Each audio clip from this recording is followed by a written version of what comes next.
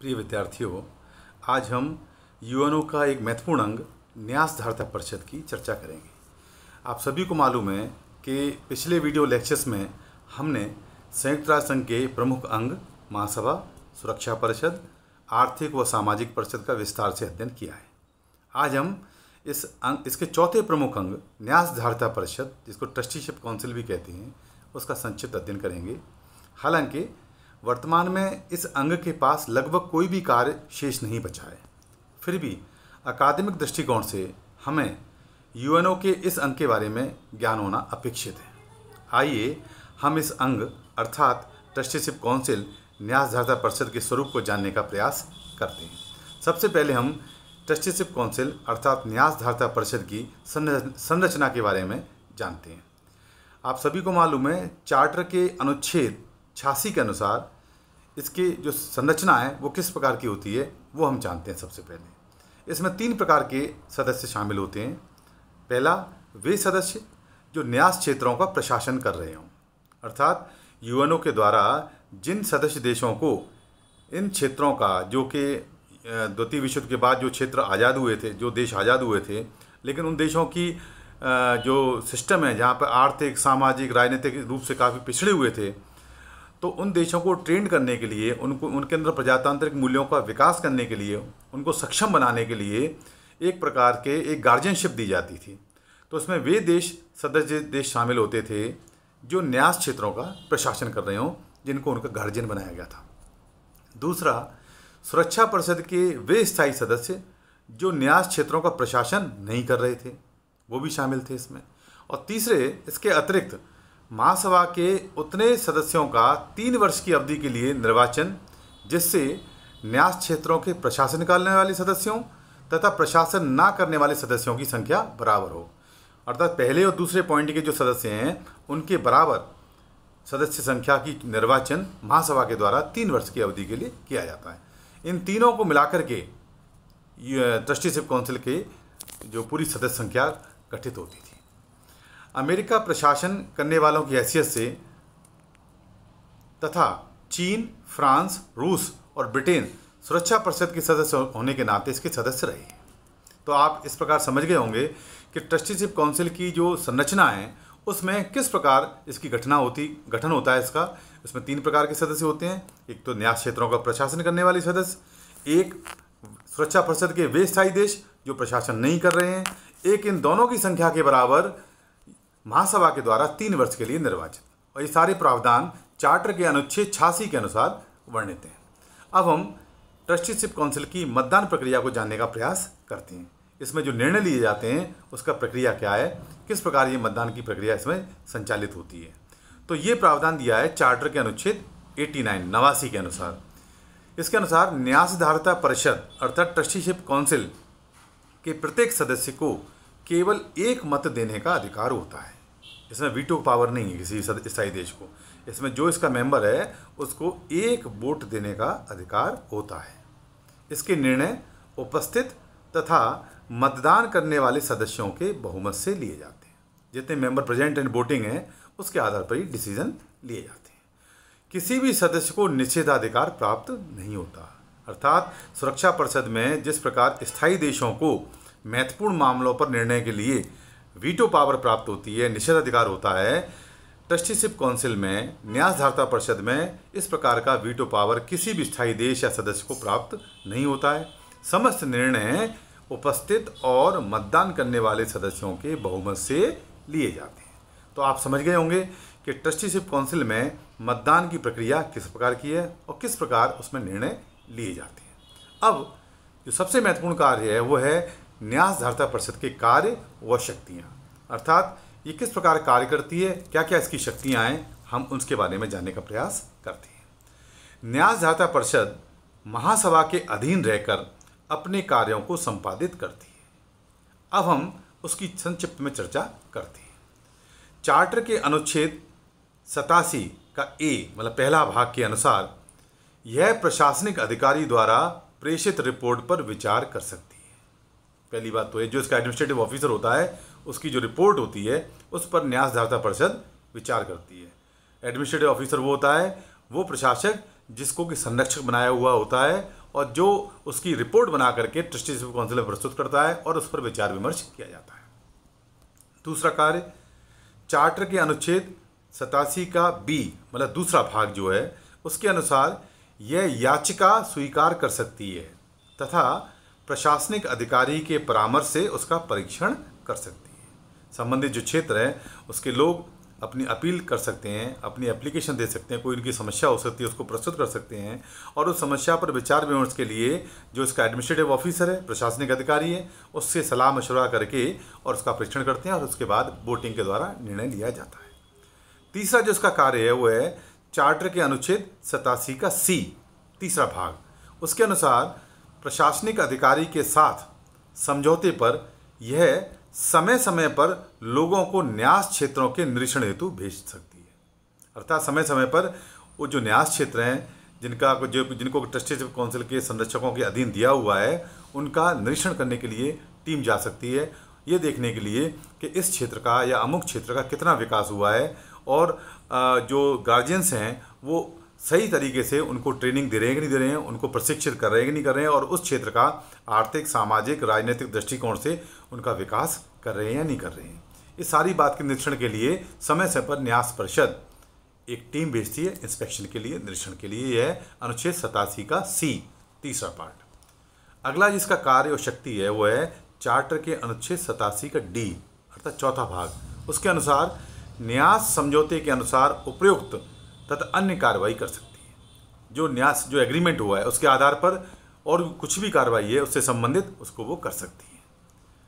अगला कार्य शक्ति है चार्टर के अनुच्छेद 88 के अनुसार न्यास धारता परिषद न्यास क्षेत्र के राजनीतिक, सामाजिक, आर्थिक तथा शैक्षिक उत्थान के लिए प्रश्नावली तैयार करेगी।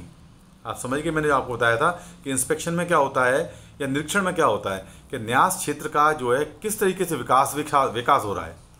क्योंकि वो आर्थिक, सामाजिक, राजनीतिक, सांस्कृतिक दृष्टिकोण से पिछड़े हुए क्षेत्र रहे थे और द्वितीय विश्व युद्ध के बाद जब वो आज़ाद हुए तो वो इस काबिल नहीं थे कि वो प्रजातांत्रिक मूल्यों को संरक्षित कर सकें, उनका पालन कर सकें।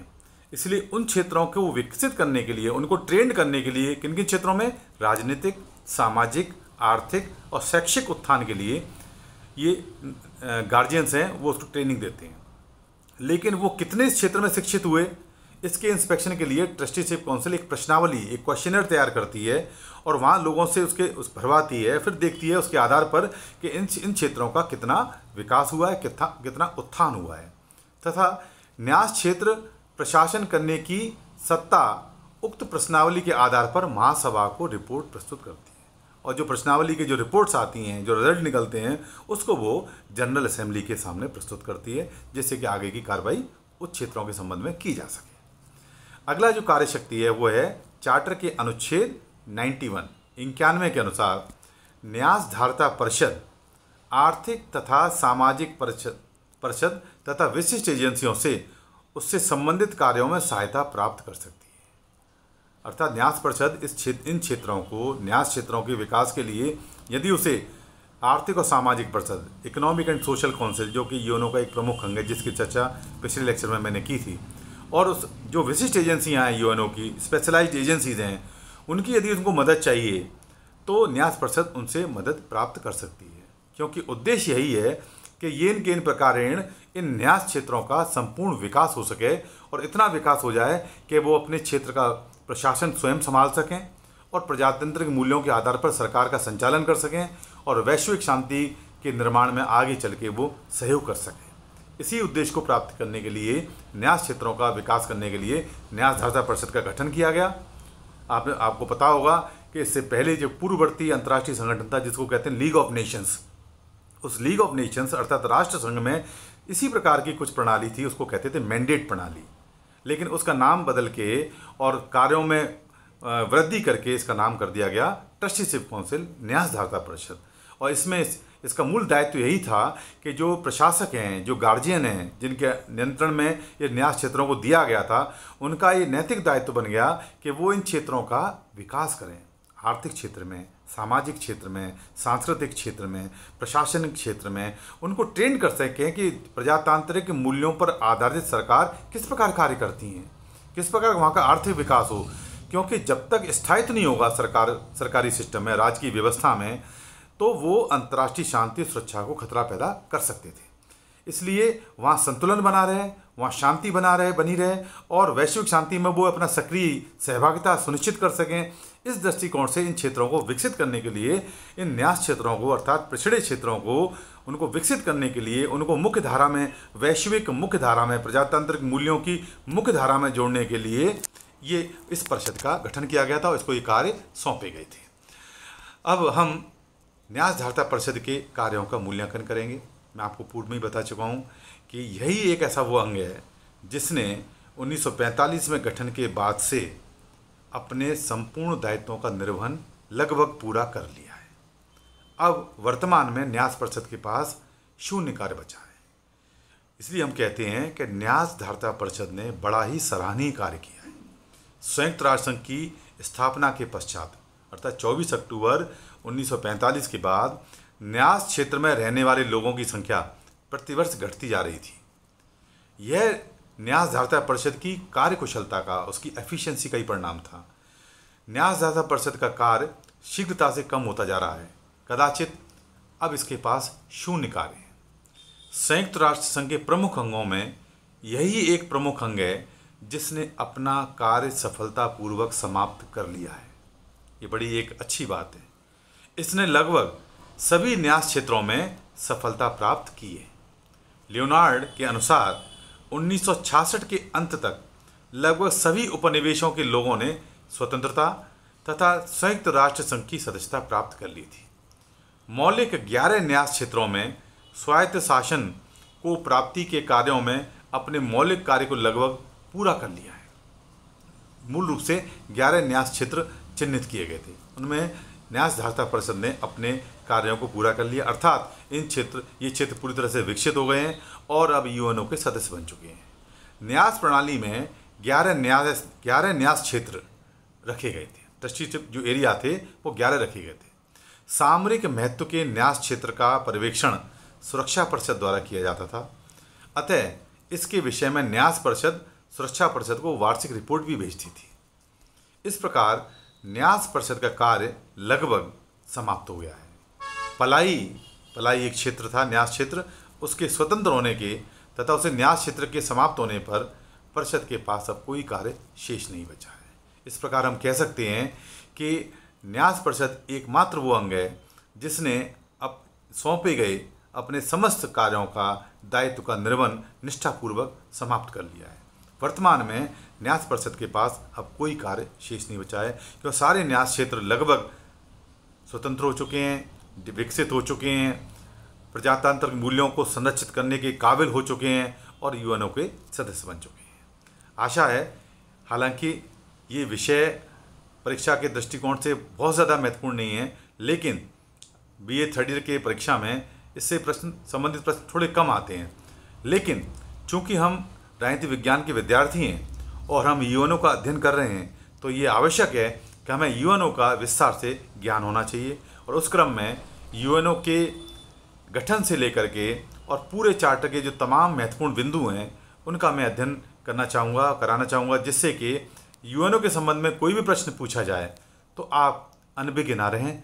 यदि न्यास धारता परिषद के बारे में आज आपसे कोई प्रश्न पूछा जाएगा, कोई पूछता है, कोई जिज्ञासा किसी की होती है, तो मैं समझता हूँ आप कुशलतापूर्वक उसका जवाब दे सकते हैं। आशा है आपको विषय स्पष्ट हुआ होगा। आगे हम अगले वाले चैप्टर को पढ़ेंगे।